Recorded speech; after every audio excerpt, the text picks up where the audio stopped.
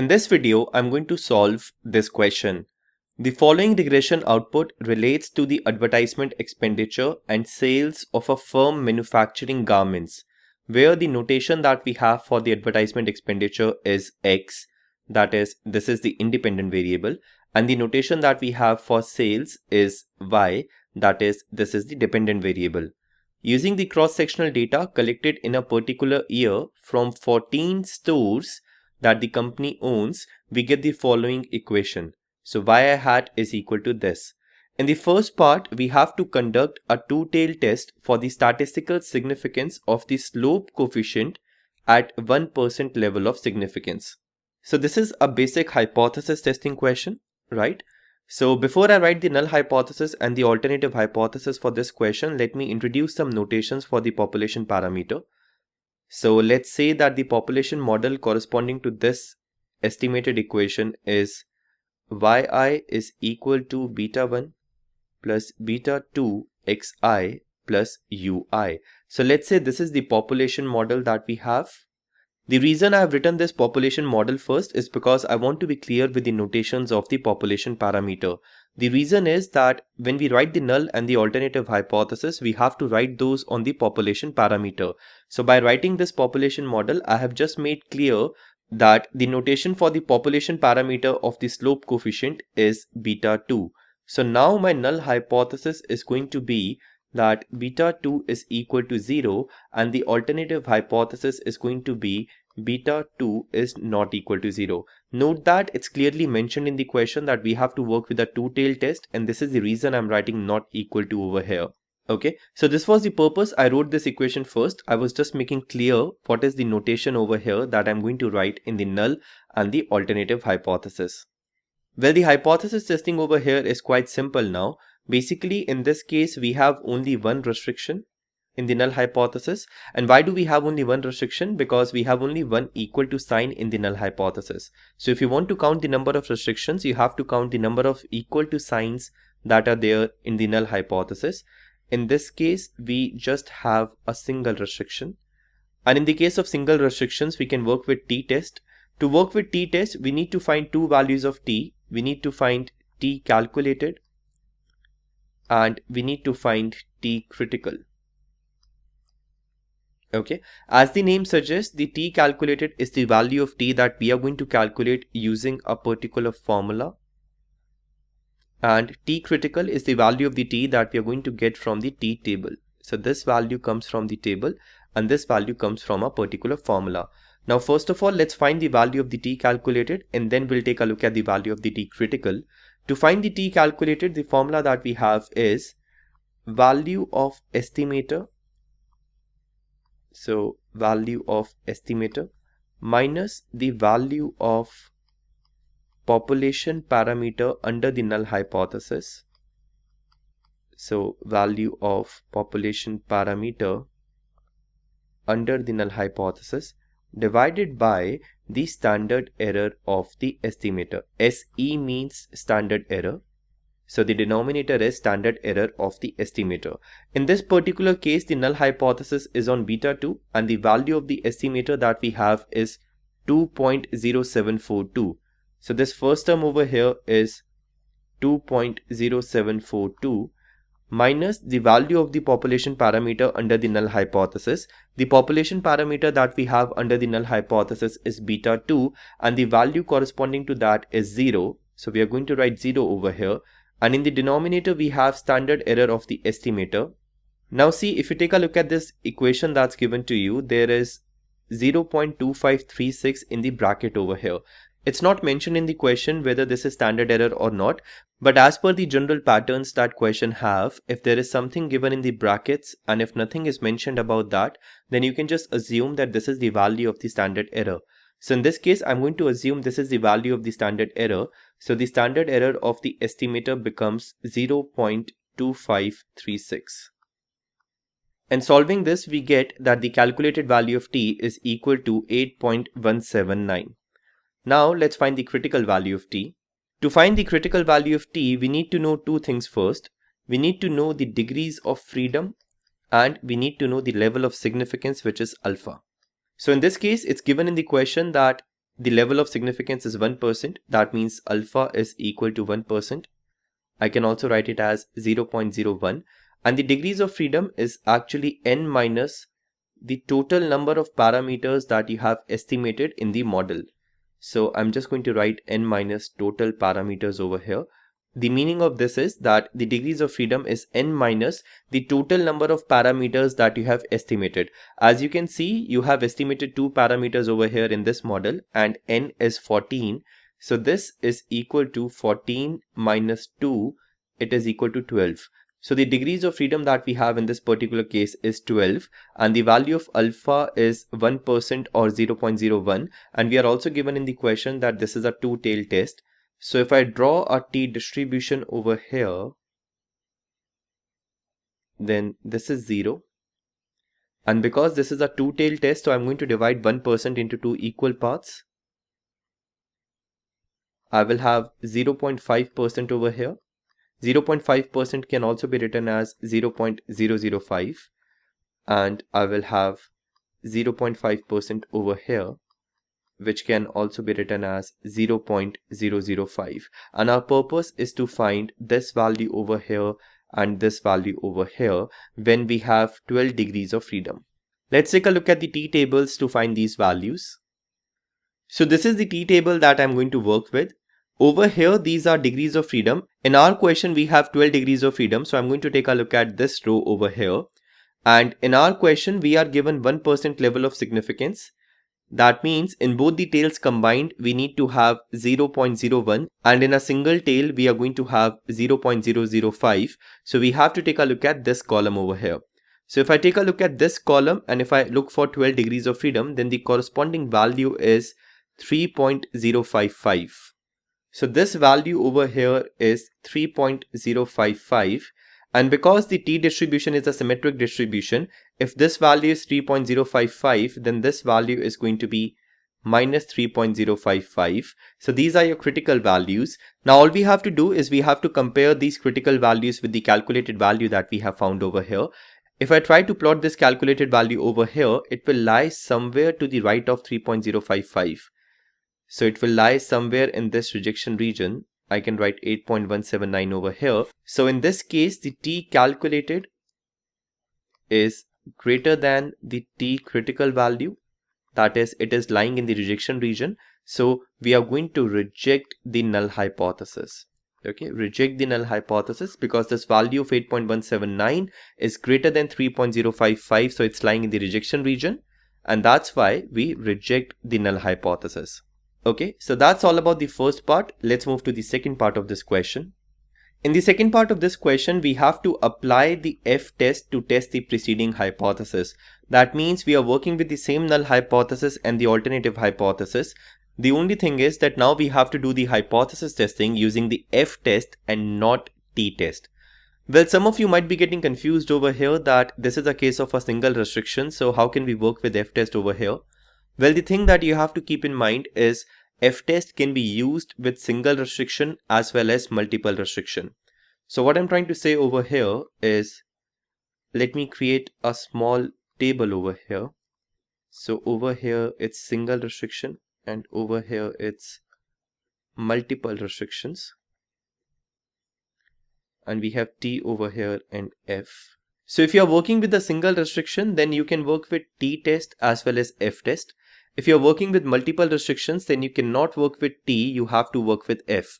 So F can be used in both these situations, in the situation of a single restriction as well as multiple restriction, but T-test can only be used in the case of single restrictions.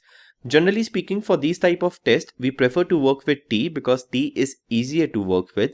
But that does not mean that you cannot use F-test in these type of situations. You can also work with F-test if you want to. And that's precisely what we have to do in the second part of this question, that we have to apply the F-test to test this hypothesis. Now, before I start with the testing procedure, I want to clear one more thing over here, that to count the number of restrictions, always count the number of equal to signs that are there in the null hypothesis. So over here in the null hypothesis, you see only one equal to sign. That means in this particular question, there is only one restriction. So this is a case of a single restriction. Okay. Now let's see how can we work with F. Well, if you know the F test, then in the case of F test, we have two types of models. One model is called unrestricted model. So in this particular case, the unrestricted model is going to be the model that's given over here. So this model. So this is the unrestricted model over here. And to find the restricted model, you have to impose this restriction on the unrestricted model. And the model that you get in return is what we call the restricted model. So the restricted model that we will have in this case is yi is equal to beta 1 plus 0 multiplied with xi plus ui. This implies yi is equal to beta 1 plus ui. So this is the restricted model and this is the unrestricted model. So whenever we think of the F test, the first thing that comes to our mind is that to write the unrestricted model and the restricted model, which we have done now. And then we try to find the F calculated. And we have a couple of formulas to find the F calculated. I'm just going to write one of those formulas over here. So one of the formulas to find F calculated is RSS of the restricted model. This R over here means restricted, minus RSS of the unrestricted model, divided by the number of restrictions that are there in the null hypothesis. In this case, there is only one restriction, so I can just write 1 over here. This is divided by RSS of the unrestricted model, divided by degrees of freedom of the unrestricted model. So this is one of the formulas to find F calculated. There are a couple of other formulas also. So generally speaking, whenever we see a question related to F test, this is the structure that comes to our mind, that we first try to write the unrestricted and the restricted model. Then we try to find the F calculated using some formula. And once we have F calculated, we try to find the F critical from the table, and then we compare these two values to see whether to reject the null hypothesis or not reject the null hypothesis, right? Now the tricky part in this question is that you are not given the information to find this. So there is no information related to the RSS of this model or any information related to the RSS of the restricted model. And because we do not have this kind of information, we cannot use this formula or any other formula to find the value of F calculated. And if we cannot find F calculated using these formulas, then we cannot do hypothesis testing. So that's the tricky part in this question. This implies that the general structure that you have in your mind for the F test is not going to work for this particular question. To solve this particular question, that is to find the F calculated in this particular question, you will have to use a trick. And that trick is that we are going to exploit the relationship between T and F to find the value of the F calculated. So now let me take you through some relationships between T and F. So this is the result that we got in the first part. In the first part, we worked with the same null hypothesis and the alternative hypothesis, and the T calculated value that we got over there was 8.179, and the T critical value that we got over there was 3.055. Now let's see how can we use this information to find F calculated and F critical. Finding F calculated is quite simple over here. Basically, in a case of single restriction, if you know T calculated, then F calculated is just equal to the square of the T calculated that you have.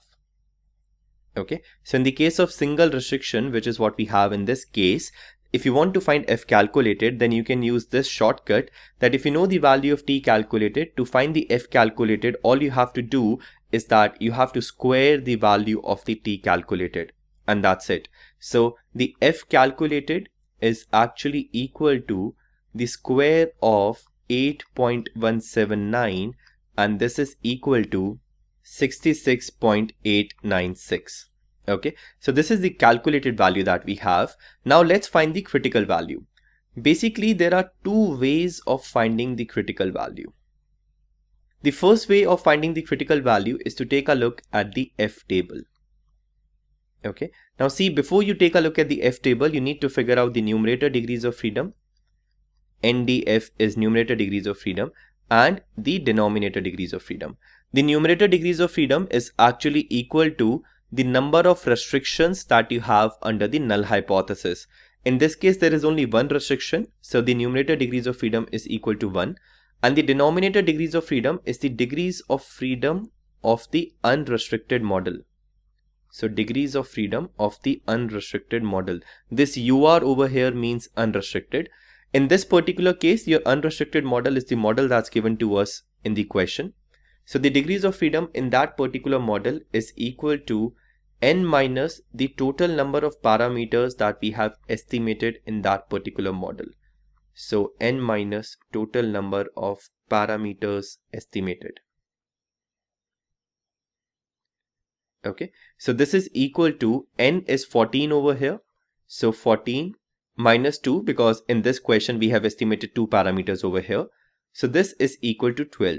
So the numerator degrees of freedom is 1, the denominator degrees of freedom is 12, and the level of significance is 1%, which I can also write as 0.01. So if I draw the F distribution over here, so F distribution looks something like this. Note that this is just a rough figure of F distribution. The exact figure depends on the degrees of freedom.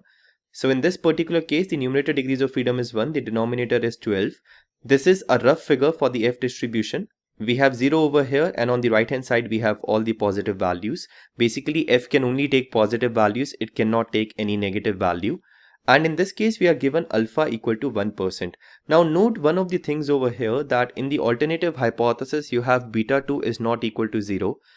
When you are working with an F test, you are still going to shade your entire 1% on the right hand side. So in the case of F test, even if you have beta 2 not equal to 0, your entire rejection region is going to be on the right hand side. So your entire 1% or 0.01 is going to be on the right hand side in this particular case, and you have to figure out this value. So this is the critical value that we need to find. Okay, note that this is a crucial step over here, that even if there is a not equal to sign in the case of single restriction, you have to shade the entire 1% on the right hand side. So your rejection region is just over here. Okay, now let's take a look at the F table to find this value. Our numerator degrees of freedom is equal to 1 and the denominator degrees of freedom is equal to 12. So this is the F table I'm going to work with. As you can see over here, the numerator degrees of freedom 1 is here. So I'm going to take a look at this column, and the denominator degrees of freedom 12 is over here. So I'm going to take a look at these rows. So this column and these rows, and in our case the alpha is 1%, which is 0.01. That means the critical F value for our case is 9.33. So this value over here is 9.33. Okay, so this is one of the ways to figure out the F critical value in this case.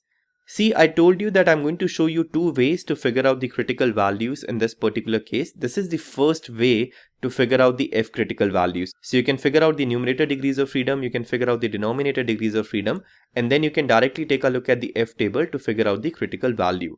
The second method that we have to figure out the critical value of the F is once again to exploit the relationship between the F and T. So let me create some space over here to show you how can we use the second method. So basically for the F, our purpose is to figure out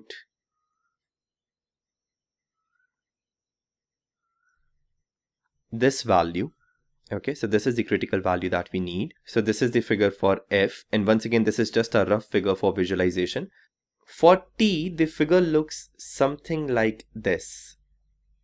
So it's a symmetric curve. You have 0 over here. This is 1% or 0.01. In the case of T, you have to make sure that you are distributing 1% in both details.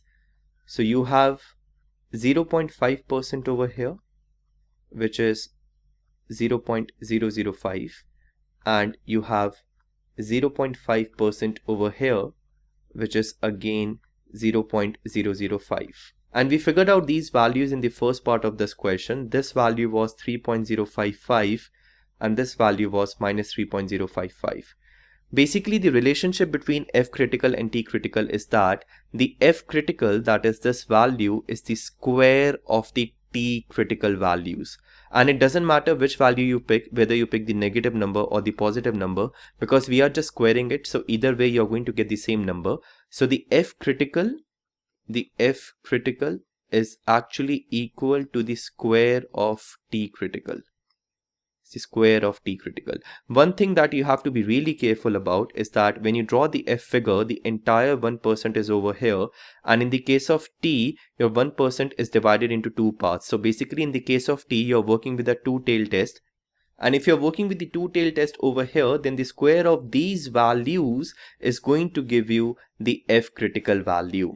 Okay, it's very important that in the case of t, you have a two-tailed test. Only then this relationship works. So that means from this relationship, I can just write that f critical is equal to the square of 3.055, and it doesn't matter whether you write the negative value or the positive value because we are squaring it, and the square of this is equal to 9.333025, which, as you can see over here, is the exact value that we got when we worked with the first method, and from the second method we got this value. So you can choose any of these two methods to find the f critical value. Either way, it's going to be 9.33. So in conclusion, the calculated value that we got using the formula is this. So let me write everything over here. The f calculated that we got is 66.896, and the f critical that we have got is 9.33. So if I try to show the f calculated on this particular figure, it's going to lie to the right of 9.33. It will be somewhere over here. Okay, somewhere over here in the rejection region. So in this particular case, your f calculated is greater than the f critical value and it is lying in the rejection region.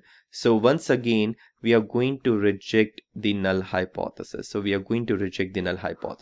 And note that this is the same conclusion that you got when we did hypothesis testing using the t-test. And this is also one of the things that you should keep in mind, that if you're working with a single restriction, then it does not matter whether you work with the t-test or whether you work with the f-test, because either way you're going to get the same answer. If you're getting different answers, if using t-test you're getting reject null hypothesis in the case of a single restriction, and if you use f-test for the same single restriction and if you get do not reject null hypothesis, that means you have definitely done something wrong. Your answers cannot change if you're testing the same single restriction using t-test or f-test. Okay, so this is all for this question.